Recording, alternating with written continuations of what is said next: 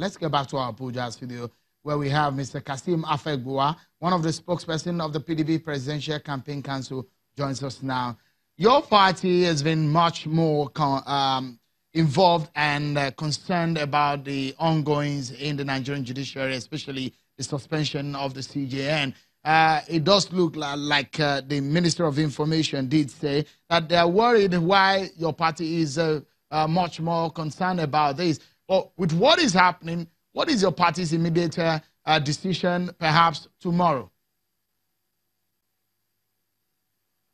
Well, the party's position is simply that two wrongs do not make a right. If you say you are fighting corruption and you want to whip everybody in line, you have to also follow due process. I have listened to your earlier guests, the SAN Femi Falana and the spokesman of government, Garba Shehu. What they failed to establish, particularly Garba Shehu, is the fact that, well, fine, you say a man has committed a crime, you say he has committed an offense, you are also abusing the procedures of law to mete out punishment on him. Because just like SAN and Femi Falana said, ex parte order cannot stand in this case. So if you are so much in a haste to apply ex parte order to mete out punishment on the CJN, we also expect you to take appropriate action when similar cases of this nature occurred. Don't forget that now you say you should step aside and the most senior person should take position. But you have forgotten that the act setting up the CCT, Code of Conduct Tribunal, this states that in Section 3B that if you admit to a mistake, an error in your submissions, in your asset declaration, then the matter is settled. But these days, they want to apply the laws, haphazardly, so that they will achieve their ulterior motive. And what is that motive? The motive is that they just want to get rid of the judiciary, inflict maximum fear in the system, so that when elections come in February 16 and this government is voted out of power, then they can unleash mayhem on the system. And that is why Lai Mohammed ab initio raised an alarm, a very false alarm, that opposition were trying to create an interim government. And so, for us, you do not say you are fighting corruption, you are using corruption to fight corruption. It has to follow due process, because even the CCT you are using is an inferior court of inferior jurisdiction, whether you like it or not. In the Constitution, it was not listed in Section 6 of the Constitution of Nigeria as number of courts that are recognized. Of course, Section 153, Section 158, and Section 292 also stated categorically this procedure you will take to deal with any CJN. And the role of the NJC has been completely eliminated in this case. So I wouldn't know what manner of ex parte order you are getting without giving the man a fair hearing, a man who has also approached the CC tribunal with his lawyers and all of that. All of a sudden you said you are suspending him. To what effect is the suspension of your presidential campaign? Your party has come out to say it will suspend its campaign for 72 hours. To what effect is this?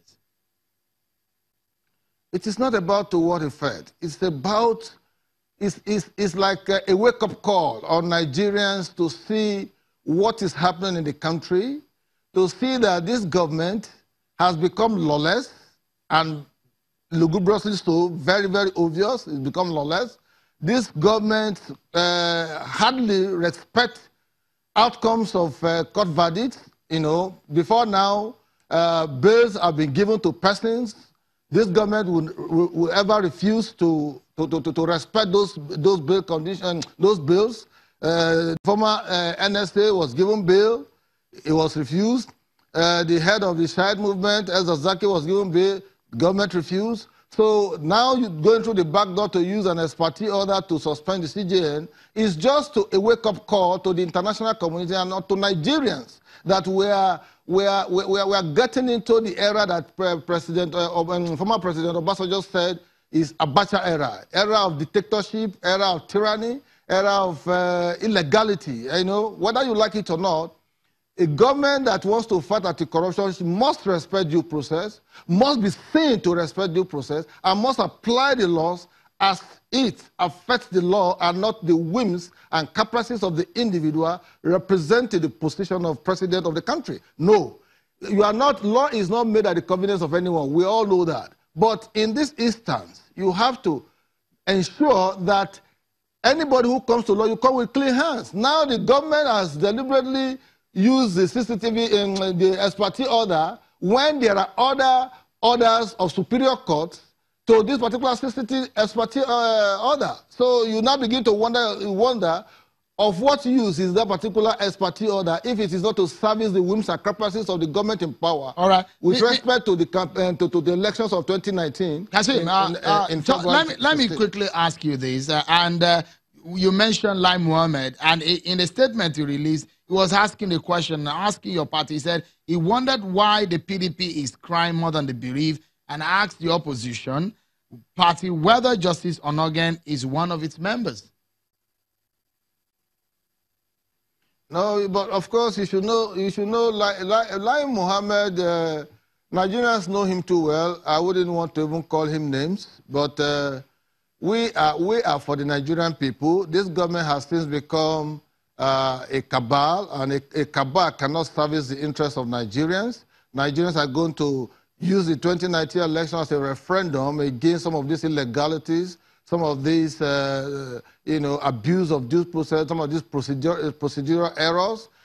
Whether Lai Mohammed says whether we are crying more than the bereaved, one thing that is fundamental is the fact that the process applied in the suspension and summary inauguration of Tanko Mohammed as CJN are completely an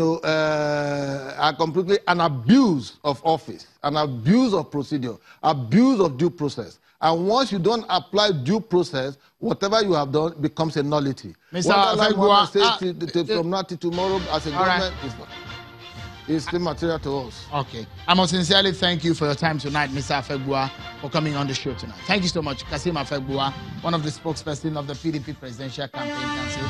But that's our show for today, everyone. Thank you, everyone, for watching. I'm Sean Wakimale. Bye-bye.